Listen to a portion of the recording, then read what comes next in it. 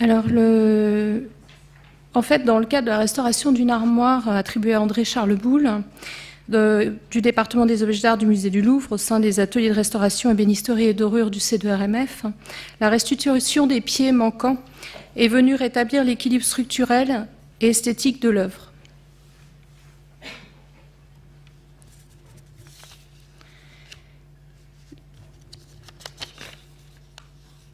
Donc, alors, excusez-moi. Lors de la restauration de l'armoire André Charles Boulle OA 5516 au sein du C2RMF, une réflexion est menée par l'atelier ébénisterie, dont Frédéric Leblanc, restaurateur ébéniste de l'atelier ébénisterie, qui consistait à proposer la restauration et la restitution des pieds en rétablissant ainsi l'équilibre. L'armoire florale ayant la même attribution et semblable à celle du musée du Louvre, conservée au musée de l'Ermitage de Saint-Pétersbourg, a servi de référence. Alors, je ne sais pas si vous l'avez juste ici. Après concertation avec Jannick Durand, conservateur général, et Frédéric Dassas, conservateur en chef au musée du Louvre, un avis favorable a été donné au projet. Une partie de la bague du cartel de Tillou, OA 5109 au musée du Louvre, choisi par Frédéric Leblanc, a servi de modèle pour la modélisation 3D qui a été effectuée par Charlotte Auchard, une collègue du C2RMF. La réalisation de l'impression 3D a été confiée à la société 3D Prod, dont vous avez entendu ce matin le représentant Maxime Lefebvre parler des impressions 3D. La réalisation des bagues en polyuréthane pour cette armoire devait présenter un aspect bronze doré. Cette résine a donc nécessité plusieurs tests de dorure avec différentes techniques et adhésifs.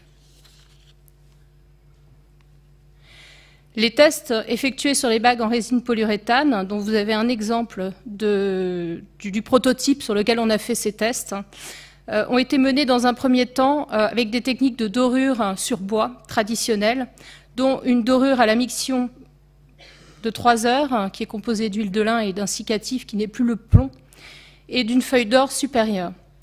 La deuxième, une technique de dorure à la miction à l'eau, le franc-bourgeois, avec une feuille d'or par-dessus. Ces deux techniques n'ont pas été probantes, puisqu'on recherchait un aspect brillant imitant le bronze doré, et on cherchait à avoir des brunis et des mats. Donc ces deux techniques ont été écartées.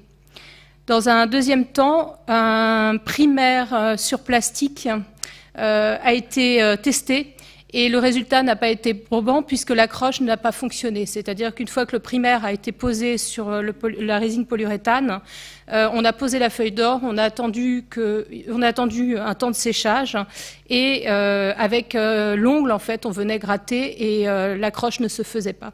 Donc on a écarté ce matériau.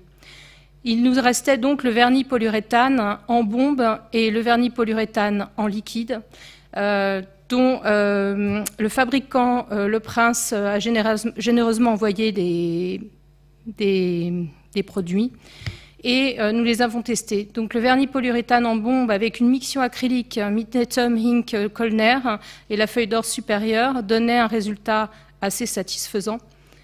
Et le vernis polyuréthane en bombe avec une feuille d'or supérieure, lui, donnait un résultat satisfaisant tant en accroche qu'en surface lisse, parce qu'il faut savoir, c'est que la résine en impression 3D, lorsqu'on veut rechercher une brillance, on a une problématique, c'est qu'on voit ces toutes petites marches, ces petits escaliers de la superposition de cette résine. Donc en fait, on est obligé de revenir travailler la résine, de revenir la lisser, de revenir poser un vernis polyuréthane, et à la fois pour rechercher une accroche, et à la fois pour combler toutes ces petites imperfections.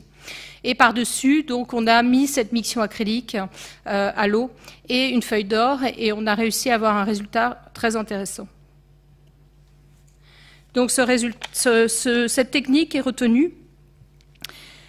La pose du vernis polyuréthane en bombe a permis donc de manger la matière dans la résine polyuréthane, donc de permettre de servir d'accroche, de primaire, et dans un deuxième temps, elle a permis de lisser la surface, et vous voyez sur la diapositive ici toutes les surfaces brillantes que donne la pose de ce vernis polyuréthane. Le temps de séchage a été long, mais long, pas tant parce qu'il fallait 48 heures pour que ça sèche, c'est juste que j'ai laissé volontairement de côté pendant 48 heures ces pieds et ces surfaces séchées. Donc, il sera intéressant de mesurer le temps.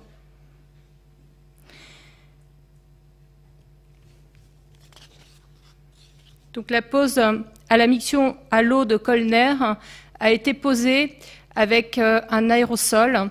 La nécessité d'avoir une surface lisse sans trace pour obtenir des surfaces brillantes ne permettait pas d'utiliser des pinceaux.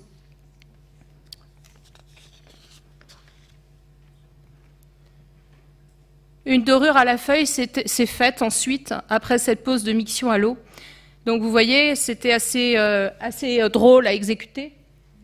Parce qu'on est vraiment sur une technique qu'on ne peut pas se permettre de mettre en place dans les dorures traditionnelles sur bois. Donc voilà, donc j'ai posé toutes les feuilles d'or et puis après j'ai appuyé pour enfoncer toute cette feuille d'or dans les fonds et ramander, c'est une technique traditionnelle en dorure. Et l'état final était très satisfaisant puisque l'on trouve les brunis, les mats, et on a une surface au niveau de la colorimétrie de la feuille qui avait été choisie puisque c'était de l'or supérieur. On a une surface qui se rapproche des bronzes dorés qui sont sur l'armoire Boulle en salle dans le musée de l'Ermitage. Alors, des modèles de référence pour la patine, bien évidemment, les éléments bronze doré, mais aussi bien les meubles, les objets qui vieillissent, sans crasse, sans poussière. Et donc, il a fallu se servir de référence pour la patine. Et donc, la première référence a été en salle, d'essayer de tester des patines sur le prototype. Et donc, je me suis servi des bronzes de l'armoire André-Charles Boulle, du département des objets d'art du musée du Louvre et d'une bague provenant d'un guéridon de la collection Crocarven du département des objets d'art du musée du Louvre aussi. Donc la patine artificielle, une fois qu'elle a été validée, exécutée en salle, correspondait aux attentes. Une patine artificielle a été posée au pinceau et l'ensemble des pieds des bagues ont été patinés.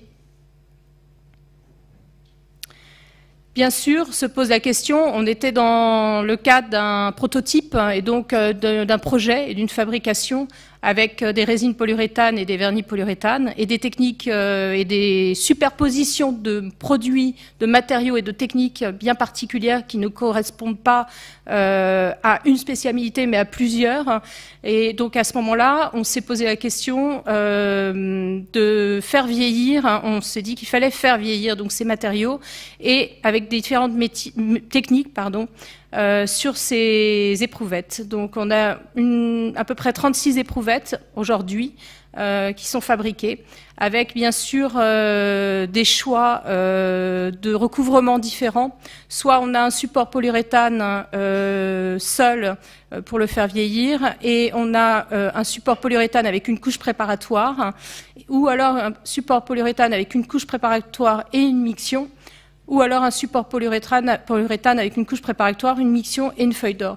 Donc ceci, ce sont des prototypes. Bien sûr, on a élaboré un jeu de référence.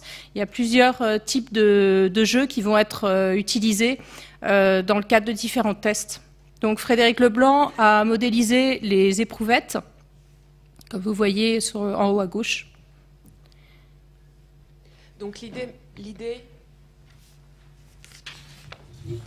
L'idée maintenant, c'est de faire vieillir ces éprouvettes. Donc on va partir sur des modélisations de vieillissement qu'on pratique régulièrement au niveau des matériaux pour le patrimoine. Donc on envisage de faire du photovieillissement avec contrôle de température et d'humidité pour voir effectivement l'impact de la lumière sur le polyuréthane, puisqu'on sait pertinemment que c'est un matériau qui est sensible aux UV, et nous aurons également un jeu que nous ferons vieillir sans lumière et avec des variations de température et d'humidité, puisque bien entendu le support polyuréthane et la couche de préparation étant recouvert de la miction puis de la feuille d'or, il ne devrait pas être soumis à la lumière. Donc tous ces vieillissements, nous pensons qu'ils vont induire des transformations chimiques et donc à long terme des transformations physiques, donc de comportement de la matière.